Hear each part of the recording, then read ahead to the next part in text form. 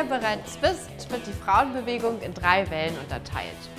Weiter geht's mit der zweiten Welle, die Ende der 1960er Jahre losging.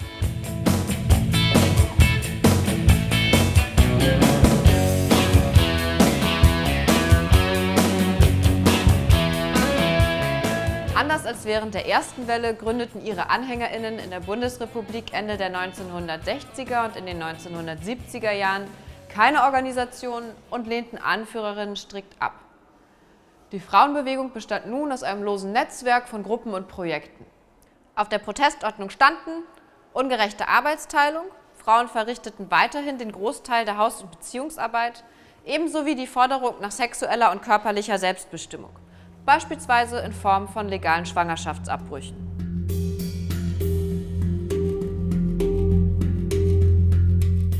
In der DDR formierten sich in den 1980er Jahren, oft unter dem Dach der Kirchen, nichtstaatliche Frauengruppen wie Frauen für den Frieden und Lesbengruppen. Im Zuge der deutschen Einheit machten sie sich für Frauenrechte stark. In der Bundesrepublik war die Frauenbewegung Teil der Protestbewegung, die in den 1960er Jahren unter anderem gegen Atomwaffen protestierten. Das sieht man auch am Styling dieser flotten Hose, die mit Pins wie dem Atomkraft-Nein-Danke-Anstecker noch politischer wurde, als sie ohnehin schon war. Die gemütlich sitzende, ziemlich formlose lila eingefärbte Latzhose war quasi der Reformsack der zweiten Welle.